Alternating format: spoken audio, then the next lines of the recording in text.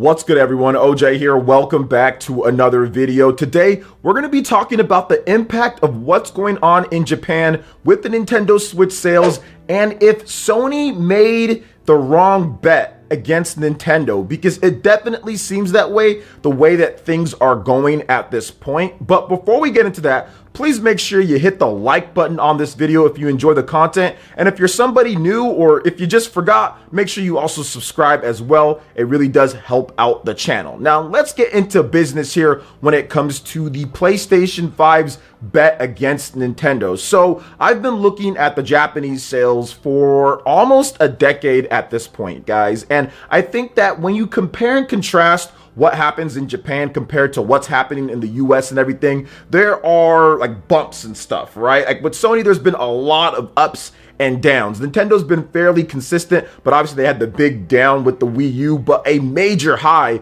with pretty much everything else when it comes to their portable systems, the Wii, and also now the Nintendo Switch, that they've combined that portable system with that home console. But it seems like when it comes to PlayStation, it's just been a steady decline since the PlayStation 3. That's really where it started for them. The PSP was an anomaly, it seems more like it. It had a spike. The PS Vita had spikes, but overall it didn't do as well as I think Sony would have liked for it to do, especially on the software front when it comes to the PSP and the hardware plus software front when it comes to the PS Vita. But if you're looking at it, Japan right now is being absolutely dominated by Nintendo. Nintendo is just killing it there. They've sold just in Japan by itself alone 18 million plus systems. They're going on 19 million. It will be there within the next couple of months here because Nintendo is racking up a minimum of 500,000 systems per a month in Japan. And of course,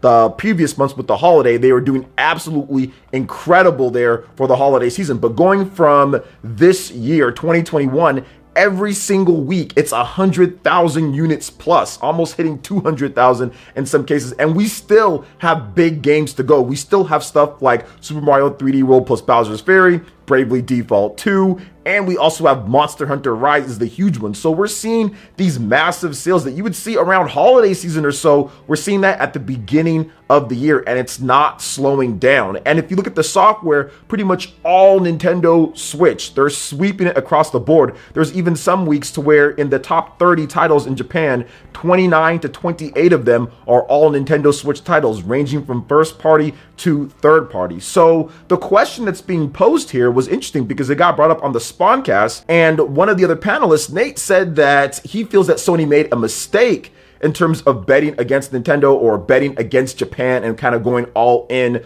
on the Western market. Now, I'm a little bit indifferent on that. I thought that maybe it wasn't a mistake. I thought that Sony needs to focus in on that. But the more and more that I see Nintendo absolutely own the Japanese market with what's going on here, we're talking 95% plus of the market is dedicated to Nintendo when it comes to their software, so they're getting the licensing fees on that. When it comes to the hardware sales, pretty much all Nintendo systems. And I'm looking at the 18 plus million units sold. So this year, it's going to cross 20 million this year in Japan alone. That is a sizable number to add to the overall sales. And are you willing to give up a market that's capable of doing 20 plus million? If you look at like the people to actual video game sales ratio, Japan is easily one of the best when it comes per person and how much consumers pick up video games and play. That is a huge market. That is a lot of money to give away.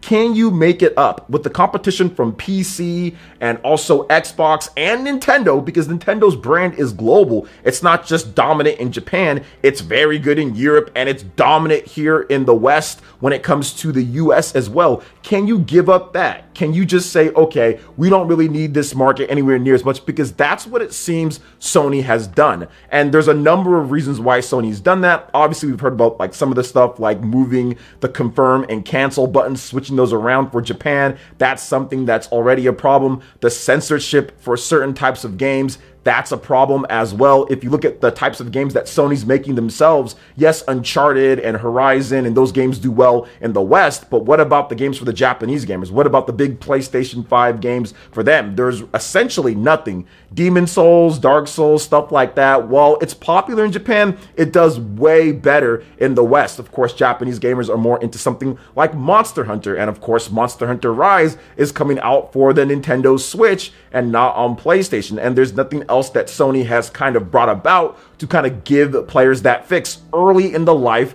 of the PlayStation 5 in Japan. There's no like Freedom Wars or any other stuff that they maybe made, maybe even like an exclusive God Eater or something that they've worked with Bandai Namco, or just something to come out to satisfy or to get more Japanese gamers involved in the scene. And if you look at it, they said that, hey, we're going to be cutting down on all the different models of the PlayStation 4 so we can increase stock in Japan, but you weren't really confident in having stock there in the first place. And if you look at it, they're not sending a lot of systems there anyway. And if you look at the release lineup for the rest of the year, it seems like it's going to be a lot of stuff that's not really going to appeal to Japan anyway either. So I think Sony's a lot smarter than that, and they obviously planned out to just not have Japan as a factor at all. The only game that I can think of when it comes to for Japanese gamers would be Gran Turismo. I mean, like, that's the only thing that I can think of that Sony has anytime within this year or close that's going to be something that can boost up the PlayStation sales in Japan. So it seems like they've essentially said, we don't need Japan at all, or we're just moving completely away from that. And will that bet pay off? At first I was thinking, yeah, I mean, they're going to be okay and everything. But like I said, the more and more that I think about it, the more and more I start to see some of these games like Persona 5 Strikers, that's going multiplayer at this point, right? You have something like Disgaea 5, that's also multiplayer. And here in the West, that's going to be exclusive. You look at stuff like Monster Hunter Rise coming out, you see a little bit of a shift when it comes to the mid-tier to upper-tier types of games that would release usually only on PlayStation or timed exclusive on PlayStation. Those are now migrating over to the Nintendo Switch as well, either day and date or like exclusive for a little bit on Nintendo systems, or they're going to be like, it's coming out on Nintendo systems later. Even something like Ys, for example, Ys 8 Lacrimosa of Dana, also Ys 9. Those are games that are now coming over to Nintendo platforms. You have something like Trails of Cold Steel as well coming over to Nintendo platforms. So it seems like there's definitely quite a bit of a shift of all of those mid-tier to kind of borderline upper-tier games when it comes to quality and graphics and all of that, that people necessarily like aren't a household name, but people still bought PlayStation hardware for in Japan and worldwide. That type of stuff is kind of dwindling and moving over to the Nintendo platforms as well, which of course competition is always good, but you also have to look at it this way. When Japanese developers are deciding, what am I going to develop on next? What am I going to prioritize? Where are we going to put, you know, the most time, effort, resources into what we think we can sell or what we can do with it? If you're looking at it like Persona, for example, there is no way that any type of person that works at Atlas or Sega can look at the Japanese sales, which Persona, yes, it still sells more in the West overall just because there's more people, but Japan's still a huge part of the sales for Persona. Still a huge part, right? And if you look at what's going on there, can you really justify saying, hey, if we don't get any money from Sony, okay, why were we going to put Persona 6 exclusive on there like they did with Persona 5 and the previous Persona mainline games? They're realizing that that's probably not the best option. Look at how much money they made with Persona 4 Golden on the PC. Is this the best option? Because I don't think Sony's paying them anything for these exclusive Persona games. And Persona's starting to get extremely popular. It's starting to sell in the upper millions, right? Not just 1 million or 1.5 or anything, but it's starting to sell 3-4 million plus, right? If they're going to get Persona to the next level, because it's a capitalistic business and they're looking at taking the next step, it would be silly based off of what we're looking at right now with the Japanese sales. You have 18 million plus people on the Nintendo Switch. You barely have anybody on the PlayStation 5. Is it the right thing to do? Is that a great business move to say, okay, exclusive here without getting an exclusive deal, without getting a lot of millions from Sony to do that? Is Sony willing to even do that in the first place? They were willing to do it before with the PlayStation 3 because they still had their foothold in Japan. They were selling somewhat okay. The Vita was going. I mean, there was still that type of thing in Japan to where Sony actually cared about the market. They still had stuff like Gravity Rush. They still had things that they were trying to bring out to advance or to get more popular in Japan, right? And the competition was the Nintendo 3DS. It was, something like that Wii back in the day too. But now at this point, it seems like that's almost evaporated. The people who made Gravity Rush, which was a franchise that they really wanted to get popular in Japan, they picked great designs. They picked a character that they thought Japanese gamers would really like, and the names and the themes, they thought that it would do well, and it didn't do well at all. Some of the other stuff like Last Guardian, things like that didn't do as well. Shadow of the Colossus didn't do as well. So all these games that they kind of targeted towards looking at the Japanese market just weren't able to break through at all. And at this point, are those franchises even going to be around anymore? It doesn't seem that way. We're going to have to wait and see, but it seems like Sony's going away from that, and Nintendo's just stepped in with their universal brands like Mario and Zelda and Ring Fit and just said, hey, we can release this one game here. We don't have to target it towards anybody, and it's just going to sell for the most part anyway, because we have fans that are unilateral worldwide. So I honestly think it's very interesting, and I'm thinking at this point that maybe Sony made the wrong bet here. Maybe they should have put a couple more chips in that Japanese pool so they can get some of those extra sales. Maybe they should have prioritized it a little bit more, because they're honestly sending no stock to that country at all. Yes, people are saying, oh, well, there's no stock. Well, it's also because Sony is not sending enough stock there, and that's purposeful that they're not sending enough stock there because they don't feel like they're going to be doing much in Japan anyway. So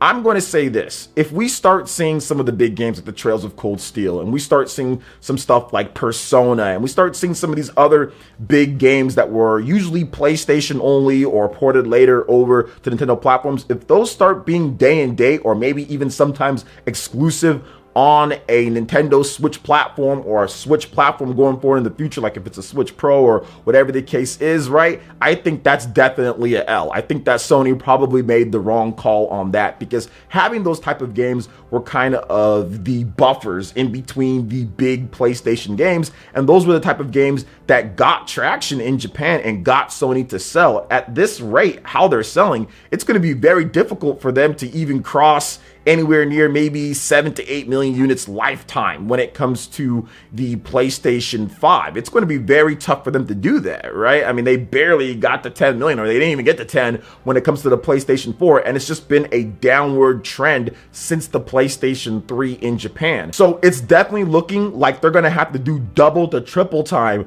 over here in the West to make up for that slack in terms of what's happening in Japan, because they have ambitions. They have goals to sell more than the PlayStation 4 when it comes to overall worldwide sales. Okay, but you have a lot more competition now than you had with the PlayStation 4, because the PS4 had what? It had the Wii U that it was competing against, and it also had the Xbox One. Both of those systems got off to atrocious starts, and Sony was clearly going to be the favorite going through and throughout. This time, it's a lot different. You have the Nintendo Switch that's already been rolling for 4 years now at this point, and the Xbox Series X and the Xbox Series S that does have a price advantage when it comes to the lower end model. They have Game Pass, and you're not the cheapest system when it comes to it. Like with the PS4 versus the Xbox One, you were cheaper and you were stronger. So the tides have kind of turned a little bit here. Are they going to be able to sell more with the lack of a Japanese market? Because yes, the Japanese market didn't overall contribute to the PlayStation 4 sales greatly, but it still contributed nearly 10 million when it comes down to it. So you're going to have less than that, and there's far more stiffer competition when it comes to Nintendo and Microsoft this time around. So I think it's going to be very difficult going forward. Now, are they going to sell like gangbusters? Absolutely. Are they going to sell amazing? Yes. Is the PlayStation 5 doomed or anything like that? Absolutely not. I'm simply just talking about the impact of what's going on, what Nintendo's doing, and giving up that market pretty much with no resistance at all, or very little resistance, because you don't have any games for it. You don't have Gravity Rush, you don't have Shadow of the Colossus, you don't have The Last Guardian, you don't have any of the games that could maybe potentially appeal to the Japanese gamers, and it seems like whatever you got that's coming is really going to be more focused on what's going on worldwide, like a Final Fantasy 16, for example. Okay, that's going to be pretty good when it comes down to it, but Final Fantasy 15 pretty much was an exclusive in Japan because the Xbox was non-existent. PC gaming is nowhere near as big. So to me, it's going to help, but how much is it going to help? Because there were just game after game after game that was essentially console exclusive. Dragon Quest 11, console exclusive. Monster Hunter, pretty much console exclusive. The Xbox version didn't even release there. So that's the thing. You're not going to have all those advantages along with all the other stuff that I talked about with what happened with the PlayStation 4 era, the 8th generation. So this one's going to be a little bit tougher for them, but at at the same time, I still think that they're doing an amazing job, but I do feel that it was the wrong call to not really invest in Japan at all, and I think that it could end up being a huge mistake for Sony. I think it's very interesting to see how Nintendo's taken to this market and what's happened, because they've essentially created to where, yes, they have their Japanese audience, they have to do things there, but they've created a market with their games to where it's like, hey, we don't have to worry about, okay, the Japanese game, the not Japanese game. We can just release a Mario game and it does well everywhere. We can just release Fire Emblem and it can do well everywhere. We just release Luigi's Mansion and it does well everywhere. And I think that's definitely a stress reliever for the higher ups over at Nintendo, whereas Sony's probably was scratching their head, what can they do with the PlayStation 4 and everything like that. But we're gonna have to wait and see how it all works out. Like I said, there's still a lot of moving pieces here, but I think it's interesting to discuss it. So what are you guys' thoughts in the comment section? Do you think that they made a mistake not investing more in Japan? Do you feel that giving up the market to Nintendo Switch was the bad idea, or do you feel that it doesn't really matter at all? I'd love to hear what you guys have to say in the comment section below. All right, guys, that wraps it up for this video here. Check out the links in the description. We've got Twitter. Go and give us a follow on there. Stay up to date on all the latest gaming news and information. Also, make sure you like, comment, and subscribe, and share this video if you can. Thank you guys so much for watching, and we'll catch you for the next one. Peace.